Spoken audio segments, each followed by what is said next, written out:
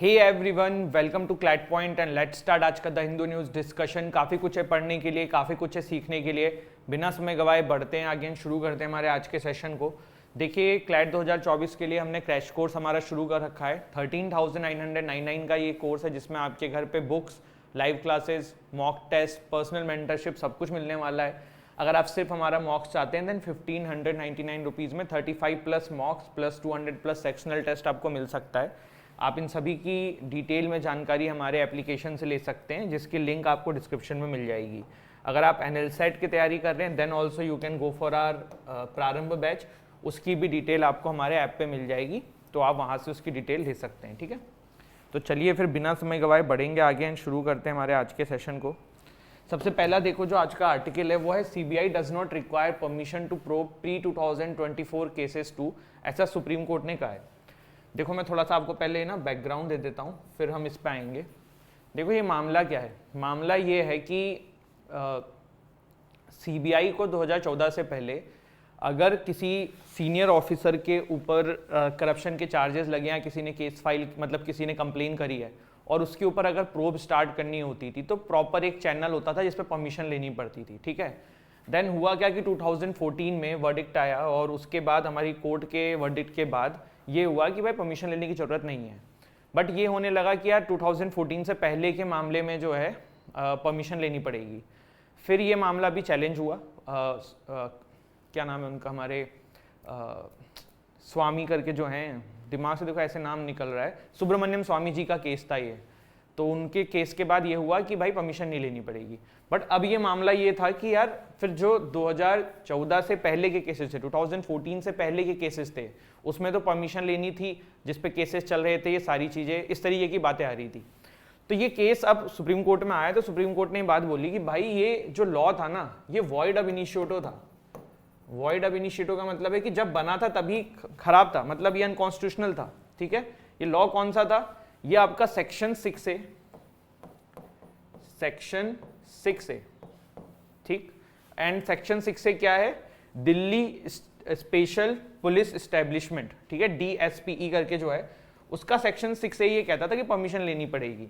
But court ने बोला कि भाई ये जब आया था उस समय से ही ये वॉइड ऑफ इनिशिएटो था, अनकॉन्स्टिट्यूशनल था, तो ये मान्य नहीं रह सकता और जो वर्डिक्ट आया था इसका रेट्रोस्पेक्टिव इफेक्ट से वो इंप्लीमेंट होगा। मतलब उससे पहले के केसेस में भी परमिशन लेने की नीड नहीं है सीबीआई को, ये चीज़ यहाँ पे कोर्ट ने अभी कह दी है। ठीक है, तो ये केस है। अभी जो रिसेंट केस था इसका नाम क्या था, कमेंट में मुझे ज़रूर सभी लोग बताइएगा। इसके बाद हर तरफ न्यूज़ चल रही है और आप सभी को पता ही होगा, नोवाक डिजोकोविक जो हैं इन्होंने 24th ग्रैंड स्लैम जो है वो जीत लिया है। क्वेश्चन बन सकता है एग्जाम में, एक इंपॉर्टेंट टॉपिक निकल सकता है, और सिर्फ जीत लिया है दिस इज नॉट इंपॉर्टेंट, इसके आसपास की सारी इंफॉर्मेशन काफ़ी काम की है। तो चलो सब देखते हैं। देखो अगर एक भी पैसेज आ गया और करंट अफेयर में तो यही है कि उसी से रिलेटेड क्वेश्चंस आएंगे, और अगर आपने टॉपिक स्किप किया होगा तो फिर बहुत सारे क्वेश्चंस उसमें से गलत हो जाएंगे।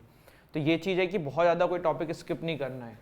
सबसे पहले तो ये समझ लो कि नोवाक डिजोकोविक जी का ये 4th US ओपन का टाइटल था और 24th टोटल ग्रैंड स्लैम का इनका ये टाइटल था।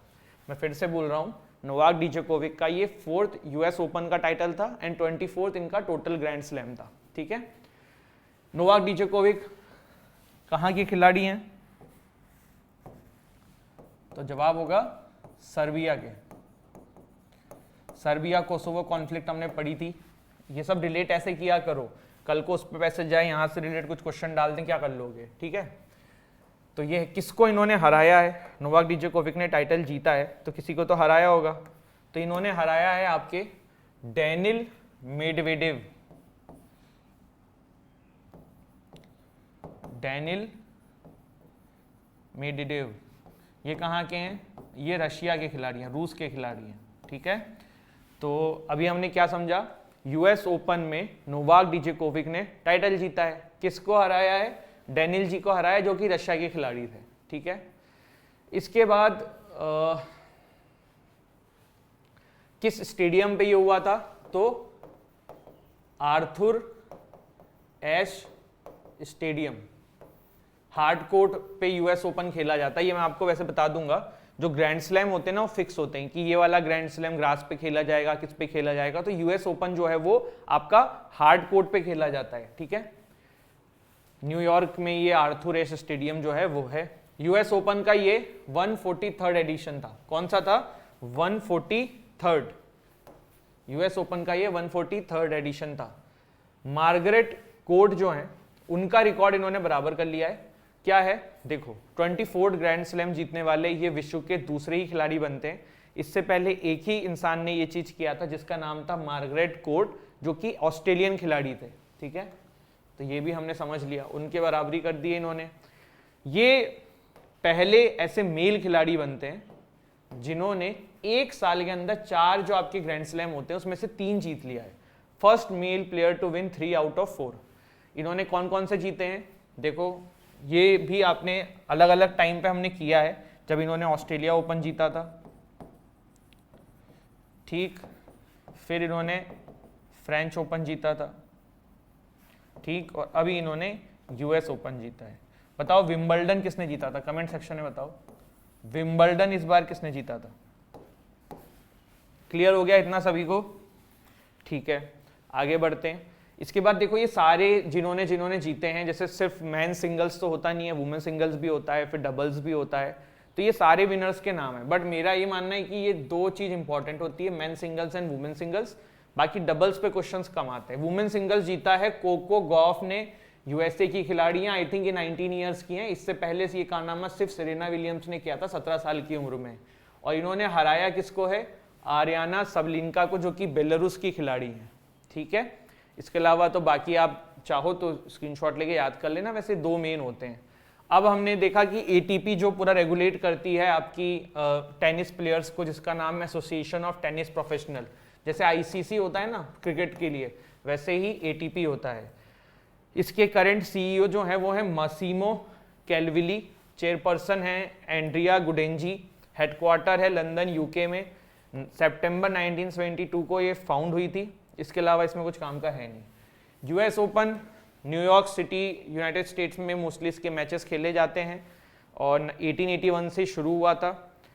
ज़्यादा तो जो इसमें है देखो 1978 से जो है ना इसको हार्ड कोर्ट में खेला जाता है। उससे पहले ग्रास रात से भी खेला जाता था, लेकिन जो है 1978 के बाद इसको सिर्फ हार्ड कोर्ट में खेला जाता है।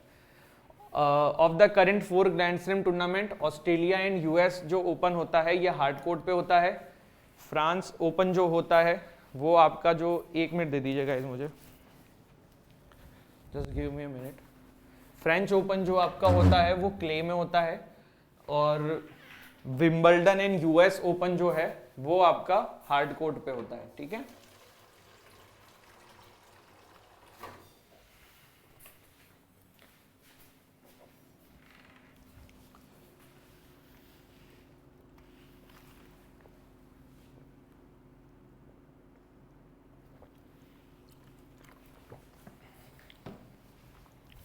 देखो थोड़ा गलत हो गया, विंबलडन जो है ये ओनली ग्रैंड स्लैम है जो ग्रास पे होता है, ठीक है। बाकी में चेंज होता रहता है, लेकिन फिलहाल सबका यही है। तो आई थिंक ये क्लियर हो गया होगा आप लोगों को। बढ़ते हैं आगे। अभी देखो एक और है कि G20 में जो है ना अफ्रीकन यूनियन ऐड हुई है, तो थोड़ा सा देख लेते हैं अफ्रीकन यूनियन के बारे में। G20 के बारे में आपको सब पता है, अफ्रीकन यूनियन को थोड़ा सा कनेक्ट करके देख लेते हैं कि कल को अगर अफ्रीकन यूनियन में क्वेश्चन आए तो आपको पता हो, ठीक है। तो African Union become new permanent member of G20 during the 18th G20 Heads of State and Government Summit, जो कि न्यू दिल्ली में हुई थी, 3 महीने पहले प्रपोज हुआ था। अफ्रीकन यूनियन का हेडक्वार्टर है एडिडिस अबाबा इथोपिया में। 2002 में ये डरबन साउथ अफ्रीका में फाउंड हुई थी। इसके अलावा इसमें कुछ और है नहीं। 55 मेंबर्स की ये यूनियन है। और देखो थोड़ा सा ना अफ्रीकन यूनियन के बारे में आपको बता देता हूँ। अफ्रीकन यूनियन में ना बड़ी प्रॉब्लम्स हैं। प्रॉब्लम्स क्यों? देखो जो most of the African countries है ना वो बहुत ही ज़्यादा टेररिज्म से प्रभावित हैं, गरीबी से प्रभावित हैं। साथ ही साथ जितनी बीमारियां होती हैं मोस्टली वो अफ्रीकन कॉन्टिनेंट में ही देखने को मिलती है। और यहाँ पे ना अभी बहुत ही ज़्यादा टेररिज्म भी बढ़ रहा है। आप देखते हो कि बहुत ही ज़्यादा रेडिकलाइज तरीके से चीज़ें बढ़ती हैं। इसके अलावा मिलिट्री कूप की भी प्रॉब्लम है। तो अफ्रीकन यूनियन के साथ एक दिक्कत ये सारी रही है। तो यही बोला जा रहा है कि अब G20 में आएंगे तो इन पे भी थोड़ा ध्यान दिया जाएगा, प्लस फिर इन सब चीज़ों से इनको टैकल करने के लिए चीज़ों को मेंटेन करने की कोशिश करी जाएगी। तो लेट्स सी क्या होता है। तो वही वाली बात है कि बहुत सारी कंट्रीज, आई थिंक 30 के आसपास हैं टोटल कंट्रीज में से, 55 में से, जहाँ पे आपको देखने को मिलता है कि मिलिट्री कूप जैसी चीज़ें जो है ना वो समय समय पे होती रहती हैं, ठीक है। तो ये था। अब एक आर्टिकल जो है किसी ने कल या परसों में कमेंट सेक्शन पे किया था कि सर ईरान न्यूक्लियर डील को रिवाइज करा दीजिए, तो मैं करा देता हूँ, देख लो। ईरान न्यूक्लियर डील, जिसको शॉर्ट में JCPOA भी बोलते हैं, JCPOA की फुल फॉर्म होती है joint comprehensive plan of action, ठीक है, और ईरान न्यूक्लियर डील भी बोलते हैं, और इसके अलावा इसे P5+1 नेशन डील भी बोलते हैं। P5 कौन थे? 5 permanent member of United nation security council. कौन से हैं? कमेंट सेक्शन में बताओ। 1 कौन है? ये जर्मनी है, ठीक है। हुआ क्या था, देखो ईरान जो है वो यूरेनियम रिच कंट्री है, ठीक है। यूरेनियम का क्या मतलब होता है? यूरेनियम का मोस्टली यूज होता है न्यूक्लियर बॉम्ब्स को बनाने के लिए। तो ईरान जो है ना वो 2015 से पहले बहुत ही ज़्यादा यूरेनियम को एनरिच करता था और न्यूक्लियर बॉम्ब्स की चीज़ों बनाने में लगा रहता था। तो उसके ऊपर ना पूरी विश्व की कंट्रीज ने सैंक्शन लगा दिया कि भाई हम तुम्हारे साथ ट्रेड नहीं करेंगे। अब सैंक्शन लगाने से क्या होता है? देखो, सैंक्शन लगाने से ये होता है कि आप किसी को आइसोलेट कर दो, मतलब किसी के साथ व्यापार ना करो। आप ऐसे समझ लो कि मैं कोचिंग चला रहा हूँ, ठीक है, हम क्लैट पॉइंट चला रहे हैं, अगर बच्चा इसको खरीदेगा नहीं तो हमारा रेवेन्यू नहीं आएगा, फिर हम चला कैसे पाएंगे? तो वैसी ही चीज़ है कि ईरान के ऊपर किया क्या कि उनके साथ कोई व्यापार नहीं करेगा। तो ईरान जब किसी को सामान बेच ही नहीं पा रहा है तो पैसा ही नहीं कमा पा रहा है, फिर ना वो अपने लिए कुछ काम की चीज़ खरीद पा रहा है मार्केट से। तो इस तरीके का सैंक्शन लगा दिया था। उसके वजह से ईरान ने फिर अपनी बातें जो है वेस्टर्न कंट्रीज़ की मानी, और तब होता है Iran nuclear deal, P5+1 nation deal या JCPOA, joint comprehensive plan of action. इसमें ईरान के ऊपर टर्म्स रख दी जाती है कि भैया तुम एक प्रिस्क्राइब लिमिट से ज़्यादा यूरेनियम एनरिच नहीं करोगे और तुम हमारी सारी टर्म्स कंडीशन मानोगे। सब कुछ सही चल रहा था, बराक ओबामा जी के टाइम पे ये डील हुई थी। फिर ट्रंप आए तो उन्होंने USO को इससे बाहर निकाल दिया। उन्होंने ईरान के ऊपर चार्जेस लगाए कि ईरान जो है ना वो चुपके चुपके इस डील का वायलेशन कर रहा है, बट ऐसा था नहीं था, ये एक डिबेटेबल इशू है, लेकिन डोनाल्ड ट्रंप को बाहर लाना था USA को इससे खासकर। तो उसके बाद ये बाहर आ गया और फिर तब से ईरान जो है इकोनॉमी डामाडोल है। इंडिया के लिए भी ईरान बहुत इंपॉर्टेंट है, क्योंकि देखो अगर आप ये मैप देखोगे इंडिया का है, ये पाकिस्तान इधर ईरान, तो यहाँ पे ना हम छाबार पोर्ट का बहुत यूज़ करते हैं। छाबार पोर्ट से क्या करते हैं हम, ईस्ट एशियन कंट्रीज़ में ट्रेड करने के लिए यूज़ करते हैं, क्योंकि आप पाकिस्तान का यूज़ नहीं कर सकते हो, पाकिस्तान से अपनी बनती नहीं है। तो हम क्या करते हैं, शिप से ना यहाँ तक सामान पहुँचाते हैं, फिर यहाँ से रोड के थ्रू ट्रांसपोर्ट करते हैं। पर USA ने इंडिया से भी कहा था कि आप भी भैया ईरान से ट्रेड वेड करना बंद कर दो। तो जब ऐसी चीज़ हुई थी उससे पहले इंडिया जो है 2nd नंबर पे सबसे ज़्यादा ऑयल इंपोर्ट करता था ईरान से, लेकिन फिर हमने कम कर दिया, अभी काफ़ी कम कर रखा है। तो अब सब यही सोच रहे थे कि बाइडेन जी आएंगे तो वापस से ये डील रिवाइव हो जाएगी, लेकिन हो नहीं पा रही है। काफ़ी सारे कारण हैं, देखो जैसे इजराइल और ईरान की बनती नहीं है, Israel and US are very close allies. Iran Saudi Arabia की नहीं बनती है, USA and Saudi Arabia are very close allies. तो बहुत सारे देखो जियोपॉलिटिक्स में ना टर्म्स कंडीशंस होती हैं, तो इस वजह से यहाँ पे ये इशू देखने को मिलता है, ठीक है। तो आई होप ये क्लियर हुआ हो। तो आज हमने क्या क्या देखा, हमने ईरान न्यूक्लियर डील देखा, फिर हमने आर्टिकल देखा अफ्रीकन यूनियन के बारे में हल्का फुल्का, ग्रैंड स्लैम हमने पूरा डिटेल में डिस्कस किया है, और एक जो फ्रंट पेज पे आज न्यूज़ थी, CBI does not require permission to probe pre-2014 cases too, Supreme Court ने कहा है। मैंने पूरा मामला आपको समझा दिया है कि ये हुआ क्या था। अब देखो काफ़ी सारी चीज़ें आप लोग पूछते रहते हो, कल मैंने एक वीडियो भी बना दी है कि करंट अफेयर्स को कैसे आप कर सकते हो बचे हुए टाइम के अंदर, तो आप आई होप उसको समझ गए हो। थोड़ा टेक्निकल ग्लिच आया है, बट सेशन अपना कंप्लीट हो चुका है, तो there is nothing to worry. Thank you so much. हंसते रहो, मुस्कुराते रहो, पढ़ते रहो। जय हिंद, जय भारत।